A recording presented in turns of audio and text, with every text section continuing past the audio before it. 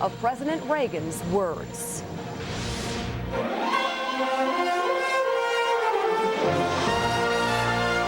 This is the CBS Evening News with John Roberts in Normandy, France, and Mika Brzezinski in New York. And good evening from the American Cemetery in Normandy, where earlier on a clear and beautiful day, the presidents of France and the United States honored those who fought and died on the beaches and back roads of Europe 60 years ago. The D-Day ceremonies were shadowed today both by the death of former President Reagan and by the continuing differences between the two countries over the war in Iraq.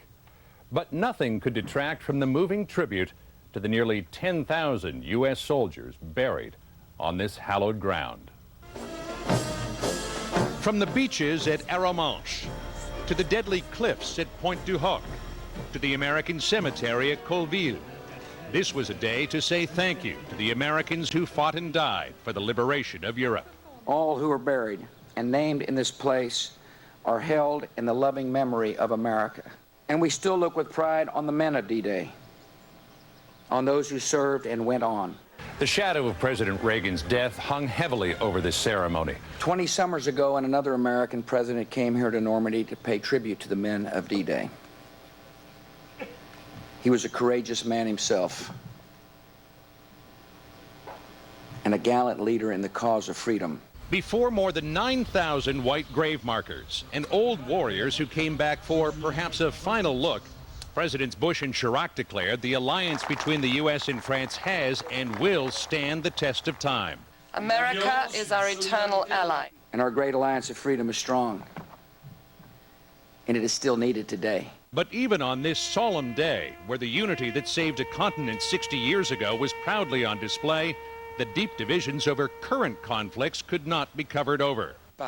We must never forget that without a compass, without remaining faithful to the lessons of history, there can be no future. It was a clear reference to Iraq, a war that has strained the historic transatlantic relationship. President Bush has urged world leaders to move past their differences. His subtle but unmistakable message today: America sacrificed to save France. Now France must help save America in Iraq. America honors all the liberators who fought here in the noblest of causes. And America would do it again for our friends. That's a message that President Bush will take back home with him when he travels to Sea Island, Georgia, hosting the world at the G8 summit. I'll be back later on in the broadcast with more from Normandy, but first, with the rest of today's news, we go to New York and Mika Brzezinski. Good evening. The nation today remembered Ronald Wilson Reagan in ways both personal and public. Details of the first presidential state funeral in more than 3 decades were announced late this afternoon, and Jerry Bowen reports the Reagan family expressed thanks for the outpouring of sympathy. President Reagan was remembered fondly today, with flowers and flags at his presidential library and best wishes from one mourner after another. I hope he's got a nice trip to heaven.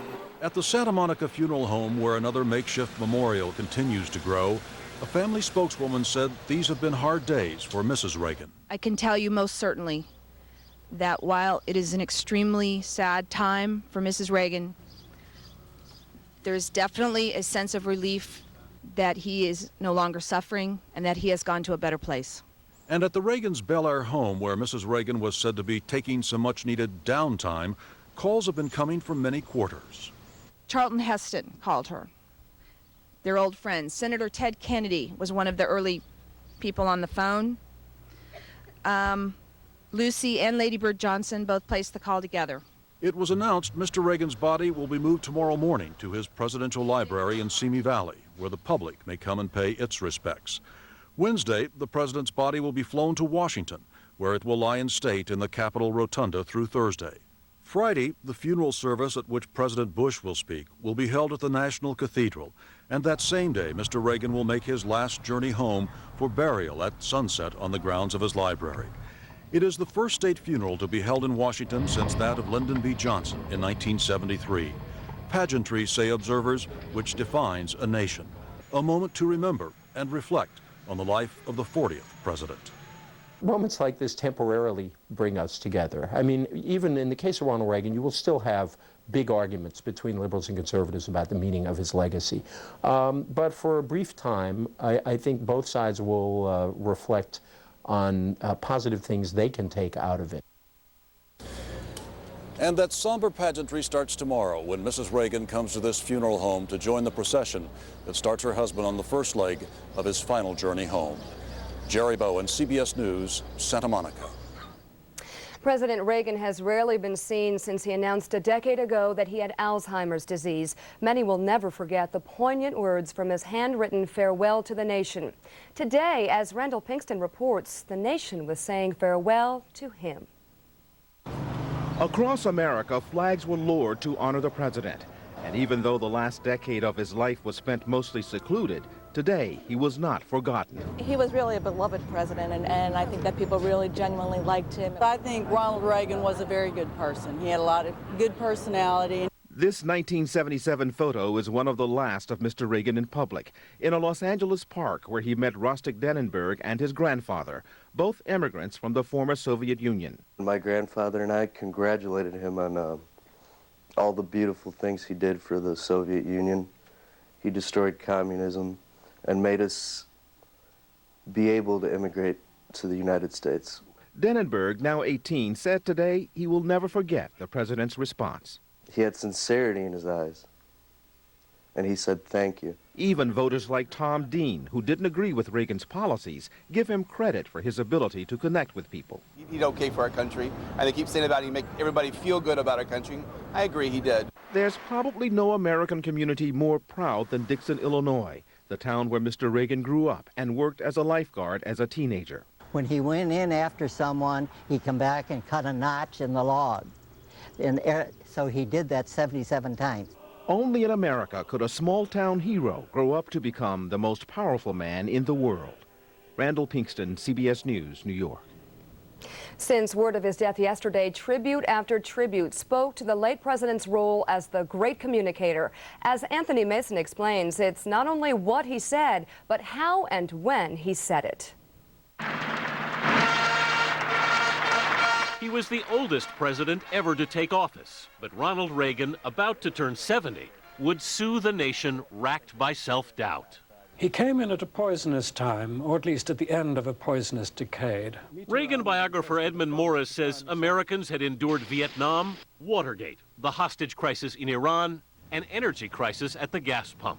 And almost overnight, he transformed the country. It was mysterious, but suddenly we felt better about ourselves. Let history say of us, these were golden years. He did it with an actor's oratorical skill and a politician's keen instinct. While Nixon before him and Clinton after may have been shrewder politicians, quicker to tailor their policies to the needs of the moment, Reagan never changed. His instincts were, he thought with his hips, to use an old American phrase. He wasn't a traditional politician. He didn't spend his whole life wanting to be president, as a lot of people do. Ed Rollins was political affairs advisor in the Reagan White House. He was a very successful politician, but there haven't been a lot of others like him.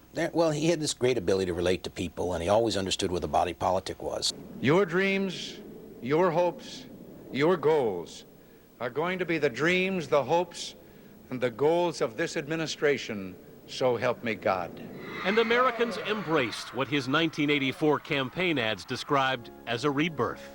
It's morning again in America. The deficit doubled during the Reagan years. His second term was scarred by the Iran-Contra scandal.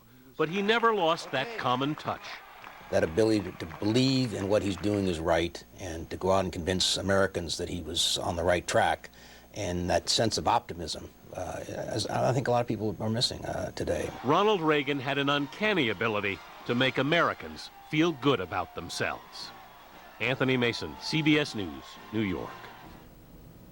And still to come on tonight's CBS Evening News, how Ronald Reagan changed parties in more ways than one.